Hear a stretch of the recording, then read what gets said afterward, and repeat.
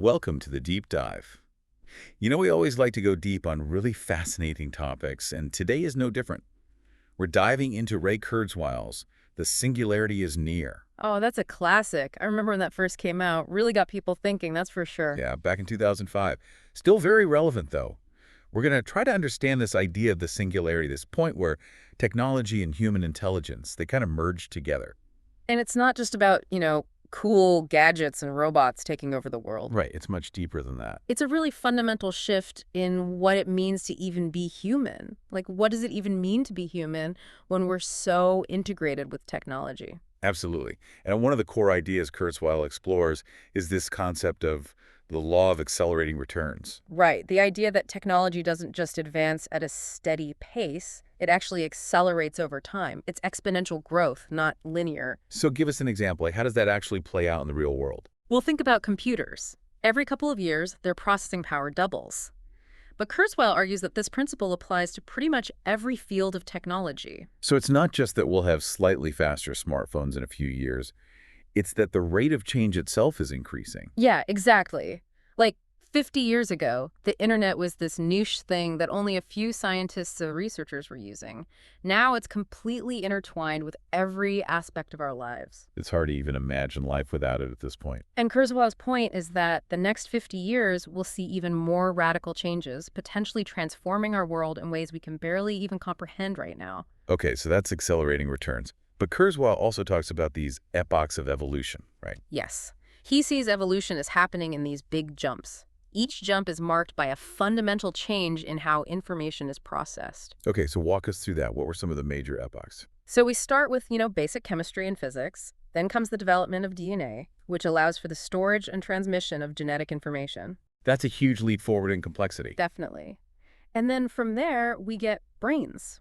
Brains can process information in much more complex ways than DNA can. They can learn, they can adapt, they can create. And then, of course, we humans come along and create computers, which can process information even faster than our brains can. Exactly. Each epoch builds on the one that came before it. But the key thing is, the pace of that building keeps getting faster and faster. Okay, so following that logic, what's the next epoch?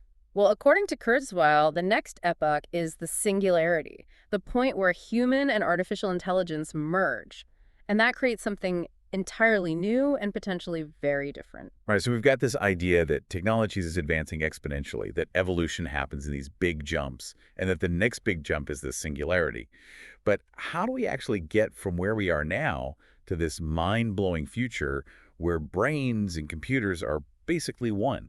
Well, he highlights two key pathways. One is reverse engineering the brain, like actually figuring out how the brain works at a really deep level. So is that like what the Blue Brain Project was trying to do, simulating a rat brain on a computer? Yeah, exactly. If we can fully understand how consciousness arises from physical matter, could we recreate it in non-biological systems? Okay, that's one path. What's the other one? The other pathway is through what he calls emergent consciousness.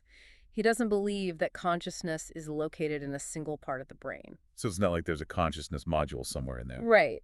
He thinks it emerges from the complex interactions of all the different parts of the brain working together. Okay, so it's kind of like a symphony orchestra. It's not any one instrument that creates the music. It's the combination of all of them playing together in harmony. I like that. Yeah, it's the synergy between all those different parts that creates something greater than the sum of its parts. And Kurzweil believes that a sufficiently complex AI system could also exhibit emergent consciousness. So we can actually see AI systems that can learn, adapt, and solve problems, not just through brute force calculation, but through genuine insight and creativity. That's the idea.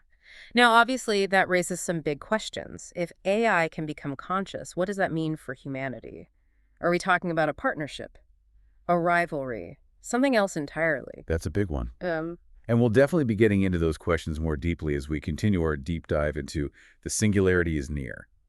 So we've talked about accelerating returns and epochs of evolution and this kind of wild idea of the singularity.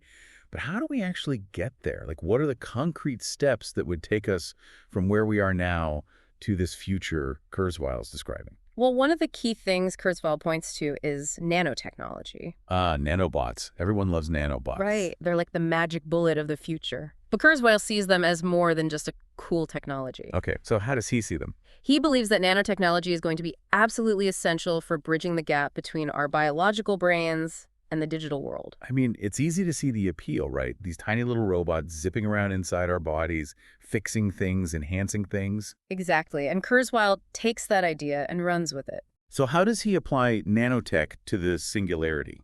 He envisions these nanobots actually interacting directly with our neurons. Wow, so they're not just fixing our bodies, they're actually messing with our brains. Well, messing with might not be the right way to put it. He sees it as more of a harmonious integration, like creating a seamless interface between our thoughts and the digital world. Okay, so instead of using a keyboard or a mouse or even voice commands to interact with computers, we could just think about what we want, and these nanobots would translate our thoughts into digital signals. Yeah, precisely. It'd be like a direct connection between our minds and the internet. I can see how that would be incredibly powerful, but also kind of scary, right? Oh, definitely. I mean, any technology this powerful has the potential for misuse. But Kurzweil believes that the benefits outweigh the risks. Okay, so help me wrap my head around this. What would it actually feel like to have these nanobots in our brains? Like, what could we do that we can't do now? Well, imagine you're trying to learn a new language. Right now, it takes a lot of time and effort, right? You have to study grammar, memorize vocabulary, practice speaking. But with nanobots, you could potentially download that knowledge directly into your brain. So I could become fluent in, like, Mandarin overnight. Potentially, yeah. Or think about accessing information. If you want to know something, you could just think about it, and the nanobots would pull up the relevant information from the internet and deliver it directly to your consciousness. It'd be like having Google built into your brain. Exactly. And then there's the potential for communication. Kurzweil believes that nanobots could facilitate telepathic communication. Wait, telepathy? Like actually reading each other's minds? Not exactly reading minds, but more like directly sharing thoughts and emotions without the need for language. Whoa. That would change everything about how we interact with each other. Absolutely. Imagine being able to collaborate on projects seamlessly, sharing ideas and insights instantly. It would be a whole new level of human connection. It's a pretty mind-blowing vision.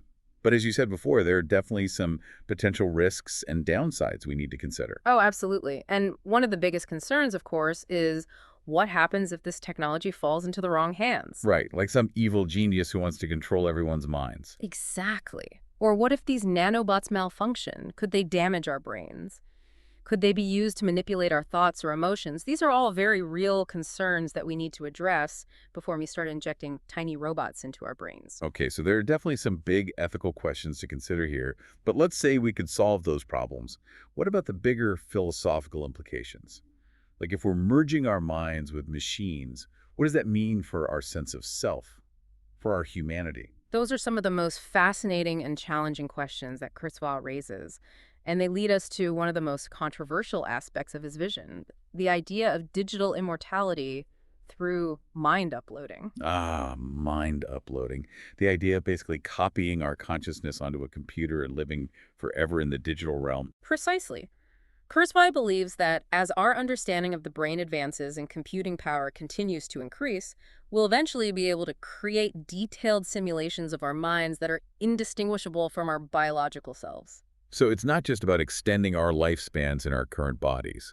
It's about creating a digital backup of ourselves that could potentially live on indefinitely. Exactly. And he sees this as a natural progression of our relationship with technology. We've already outsourced so much of our thinking and memory to our smartphones and computers. Right, like I can't even remember phone numbers anymore because my phone does it for me. Exactly. So Kurzweil's argument is that mind uploading is just the next logical step. But of course, it raises a lot of questions. Like, is a digital copy really you? Or is it just a sophisticated simulation? And what happens to our souls? Do we even have souls if we're just information patterns on a computer? Those are big questions, and there are no easy answers. But they're questions that we need to start grappling with now, because if Kurzweil's predictions are even remotely accurate, we're going to be facing these choices sooner than we think. Wow. Okay, so we've covered a lot of ground here. From nanobots enhancing our brains to the possibility of digital immortality. It's a lot to take in. But even if we set aside those more far-out ideas, There are still some more immediate questions about how this merger of human and machine intelligence would play out in our everyday lives. Right, like how would it affect our relationships, our jobs, our sense of purpose? These are all things we're going to need to figure out as we navigate this increasingly complex technological landscape. It feels like we're on the verge of something truly transformative. But whether that transformation is ultimately positive or negative is still very much up in the air. And that's why it's so important to have these conversations now before it's too late. We need to think critically about the implications of these technologies and make sure that we're using them to create a future that benefits all of humanity, not just a select few. Well said. All right, so we've explored some of the really exciting and mind-bending possibilities of Kurzweil's vision. But as with any prediction about the future, there are always skeptics and counterarguments to consider. And in the next part of our deep dive, we're going to delve into some of the criticisms of Kurzweil's ideas. All right, so we've spent the last two parts exploring Kurzweil's vision of the singularity. And it's safe to say it's a pretty wild ride, right? But it's important to remember that not everyone shares his optimism. Yeah, for sure. Anytime you're talking about something as transformative as the singularity, there are bound to be different perspectives and some healthy skepticism. Exactly. So in this final part, let's shift gears a bit and dive into some of the criticisms and counterarguments to Kurzweil's vision. Sounds good. Where should we start? Well, one of the main criticisms I've heard is that Kurzweil might be underestimating the complexity of biological systems, particularly when it comes to nanotechnology. Oh, yeah, that's a big one. Even with all the advancements we've made, actually creating nanobots capable of interacting with living cells in a safe and predictable way, that's still a huge challenge. So it's not just a matter of shrinking down our current technology to a microscopic level. No, not at all. Biology operates on principles that we're only beginning to understand. There are these incredibly intricate feedback loops and emergent properties that make manipulating biological systems incredibly difficult. I mean, it's kind of like trying to fix a delicate watch with a sledgehammer. You might be able to smash it apart, but putting it back together in working order, that's a whole different story. Exactly. And when you're talking about something as complex and intricate as the human brain, the stakes are even higher. Even if we could create nanobots to repair damage or target specific cells, there's always the risk of unintended consequences. Right. We might accidentally disrupt other vital processes that we don't even fully understand yet. And what about mind expansion? The idea of using nanobots to augment our brains? Are there concerns about that too? Oh, yeah, definitely. Some people worry that messing with our brains in that way could drastically alter our sense of self and our relationship with the world. So it's not just about enhancing our cognitive abilities. Yeah. It's about the potential risks of fundamentally changing who we are. Exactly. Like, our consciousness is so deeply intertwined with our biological bodies and brains. What happens if we start severing that connection? Could we lose something essential to what makes us human? Yeah, it's a really profound question. And it kind of makes you wonder, at what point does enhancing our brains stop being an improvement and start being something else entirely? Like, are we creating a new species? Or are we just erasing what it means to be human? Those are the kind of questions that keep philosophers up at night. And it's not the only critique of Kurzweil's vision either. Some people also argue that he's overly optimistic about the pace of technological advancement. So they're saying that while technology is undoubtedly moving fast, his timeline for the singularity might be a bit too accelerated. Yeah.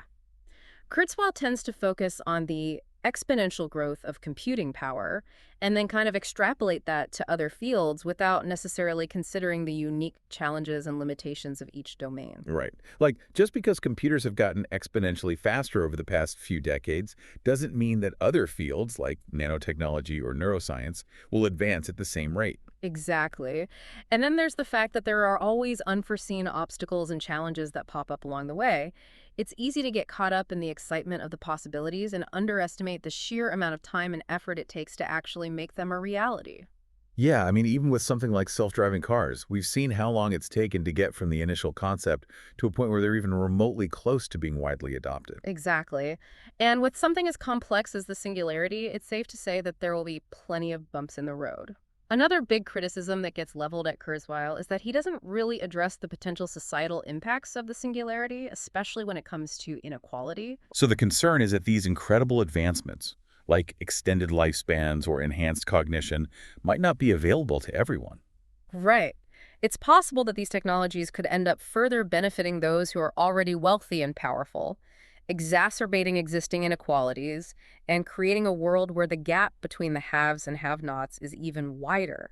It's a valid concern for sure. I mean, we're already seeing how technology can create and amplify social divisions. So if we're not careful, the singularity could end up making those problems even worse. Exactly. And that's why it's so important to have these conversations now before it's too late. We need to think critically about who benefits from these technologies, who's left behind, and how we can ensure that they're used to create a more just and equitable world for everyone, not just a select few. So while Kurzweil offers a compelling vision of the future, it's important to acknowledge that there are valid concerns and criticisms that need to be addressed. The singularity, if it does arrive, is not a foregone conclusion, and its ultimate form and impact remain uncertain. Absolutely. And that uncertainty makes it all the more crucial that we engage in these difficult conversations. We need to ask tough questions, challenge assumptions, and be willing to have our minds changed. Because the future is not predetermined, it's up to us to decide what kind of world we want to create. Well said. And that brings us to the end of our deep dive into the singularity is near. We've covered a lot of ground, from the technical intricacies of nanobots to the mind-bending possibilities of mind uploading and a collective mind. We've explored the potential benefits and the potential risks, the excitement and the anxieties that come with contemplating such a profound transformation. It's been a fascinating journey, and I hope that our listeners have come away with a deeper understanding of Kurzweil's vision, as well as the complexities and challenges that lie ahead. Exactly. We didn't set out to provide all the answers, but rather to spark curiosity and encourage further exploration and discussion. Because ultimately, the future is not something that happens to us. It's something we create. And the choices we make today will shape the world of tomorrow. So keep thinking critically, keep asking questions, and keep imagining the possibilities, because the future is ours to make. Thank you for joining us on this deep dive into the singularity is near. We'll see you next time for another fascinating exploration of the ideas that are shaping our world.